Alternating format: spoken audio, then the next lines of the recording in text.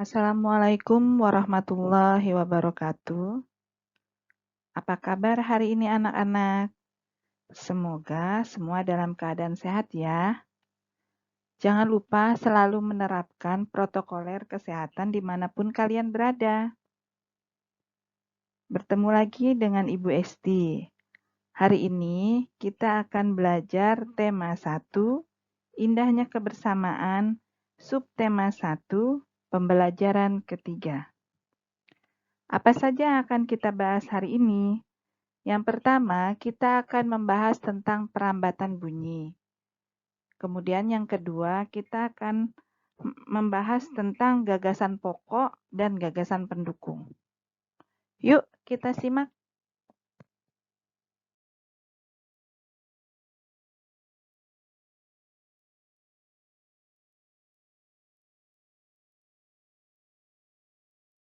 Apa yang dimaksud dengan bunyi? Bunyi adalah suatu gelombang yang dihasilkan oleh benda yang bergetar. Contohnya adalah saat kita memainkan alat musik, misalnya gitar. Gitar yang kita petik akan menghasilkan getaran sehingga kita dapat mendengarkan suara gitar yang dipetik. Demikian juga jika kita menggunakan alat musik yang lain, misalnya gendang. Suara gendang dapat kita dengar karena gendang kita pukul sehingga pukulan gendang menghasilkan getaran yang dapat kita dengar sebagai bunyi.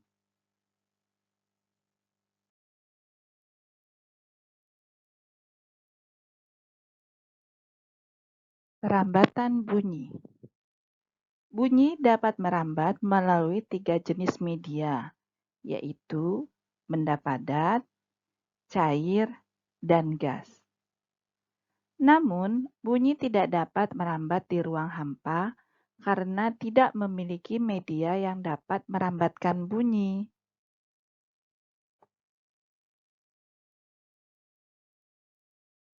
Yang pertama, bunyi merambat melalui benda gas. Suara merambat melalui udara. Udara termasuk benda gas. Apa saja contoh bunyi yang merambat melalui benda gas?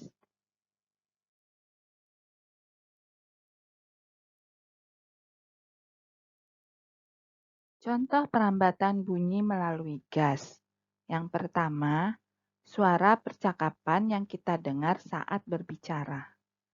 Kenapa kalian bisa mendengar suara teman kalian yang bercakap-cakap dengan kalian?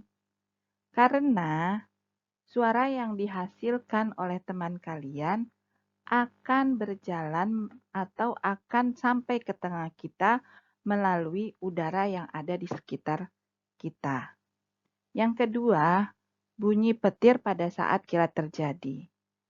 Bunyi petir dapat kita dengar karena bunyi tadi merambat melalui udara, sehingga kita dapat mendengarkan suara petir walaupun petir itu jauh dari tempat kita berada.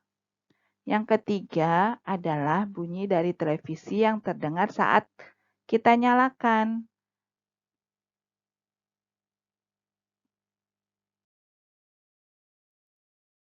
Yang kedua adalah bunyi merambat melalui benda padat.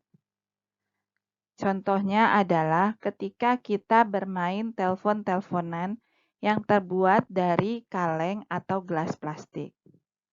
Ketika kalian dan teman kalian berbicara melalui telepon tersebut, suara yang dikeluarkan oleh kalian akan merambat melalui benang kasur, sehingga teman kalian atau kalian mendengarkan suara dari arah yang berseberangan.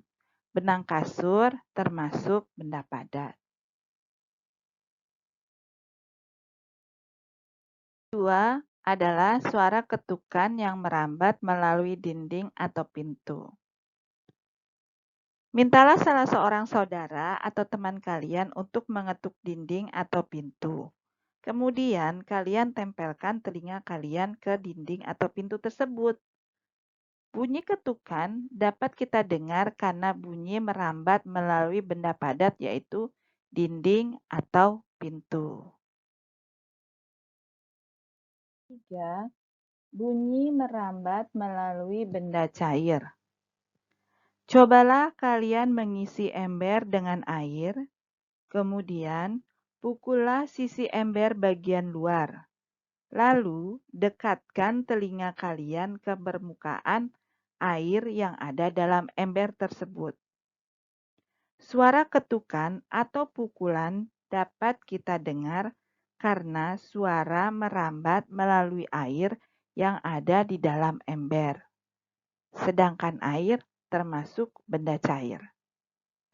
Contoh lain, bunyi dapat merambat melalui benda cair antara lain suara yang terdengar saat kita berenang. Ketika kita berenang di dalam air dan seseorang memanggil kita dari atas permukaan air, kita tetap dapat mendengar karena suara tersebut sampai ke telinga kita melalui rambatan air. Yang kedua adalah gelombang sonar yang digunakan oleh kapal selam untuk memetakan dasar laut. Nah, sebagai bahan percobaan dari materi perambatan bunyi, kita dapat mempraktekkan dengan cara membuat telepon dari barang bekas. Alat dan bahan serta cara pembuatannya bisa kalian lihat pada slide. Telepon dari barang bekas ini dapat kita gunakan sebagai media permainan dengan teman-teman kalian ketika jenuh mengikuti pembelajaran jarak jauh. Jadi, kita tetap bisa belajar sambil bermain ya anak-anak. Selamat mempraktekkan dengan bantuan orang tua kalian.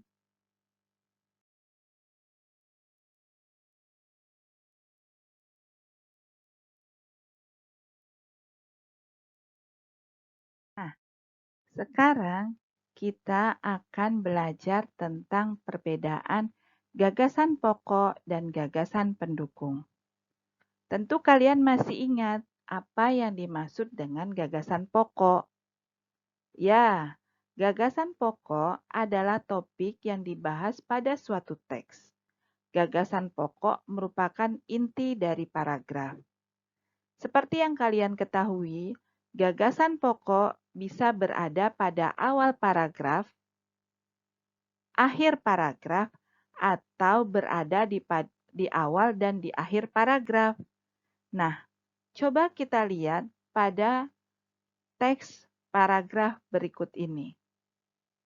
Suku Palembang. Suku Palembang menggunakan bahasa asli Palembang. Bahasa Palembang mempunyai dua tingkatan yaitu Baso Palembang Alus dan Baso Palembang Sari-Sari. Baso Palembang Alus digunakan saat melakukan percakapan dengan pemuka masyarakat atau orang yang dihormati.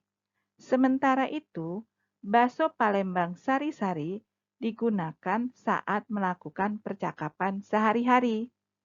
Pada paragraf ini, yang termasuk gagasan pokok adalah kalimat suku Palembang menggunakan bahasa asli Palembang. Terletaknya di awal paragraf.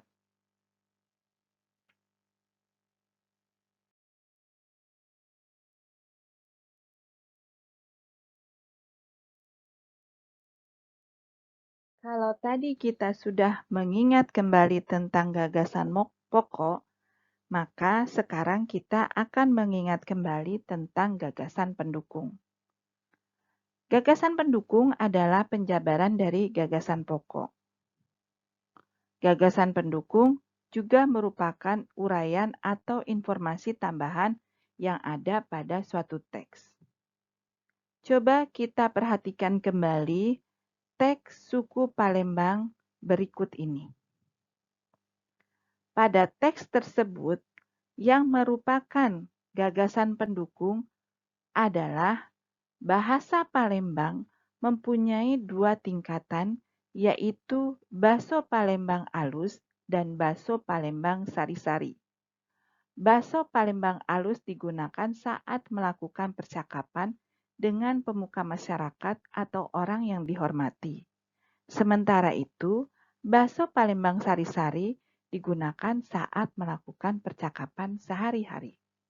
Jadi, gagasan pendukung yang ada pada paragraf ini terdiri dari lebih satu kalimat.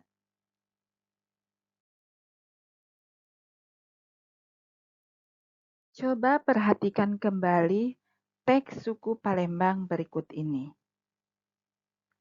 Gagasan pendukung yang ada pada paragraf di atas terdiri dari 3 kalimat, yaitu kalimat yang pertama, bahasa Palembang mempunyai 2 tingkatan, yaitu bakso Palembang alus dan bakso Palembang sari-sari.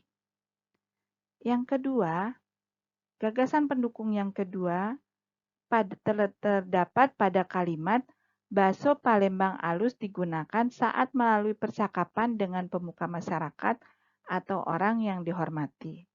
Kemudian, gagasan pendukung yang ketiga terdapat pada kalimat sementara itu, bakso Palembang sari-sari digunakan saat melakukan percakapan sehari-hari. Nah, dari materi yang sudah dijelaskan tadi, mudah-mudahan membuat kalian semakin jelas bagaimana cara menentukan gagasan pokok atau gagasan pendukung pada suatu paragraf tertentu. Nah, untuk lebih jelasnya, bagaimana kalau kita latihan dulu?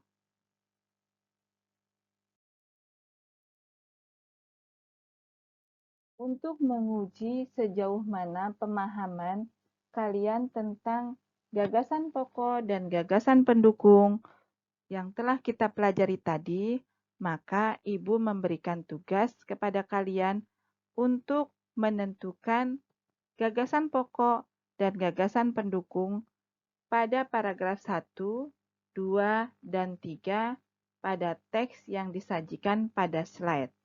Adapun judul dari teks tersebut adalah Siap Menghadapi Musim Hujan. Kerjakan di buku tugas ya anak-anak.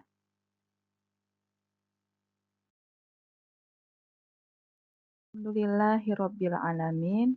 Selesai sudah materi pembelajaran kita hari ini. Tema 1, Indahnya Kebersamaan. Subtema 1, Pembelajaran 3. Adapun materi yang sudah kita pelajari tadi, bagaimana kita mengetahui perambatan bunyi, kemudian kita mengetahui tentang menentukan gagasan pokok dan gagasan pendukung. Mudah-mudahan apa yang telah Ibu Guru sampaikan dapat kalian terima dan pahami dengan baik. Untuk tugas yang diberikan, kerjakanlah dengan penuh tanggung jawab dan ketelitian. Demikian, terima kasih dan Assalamualaikum warahmatullahi wabarakatuh.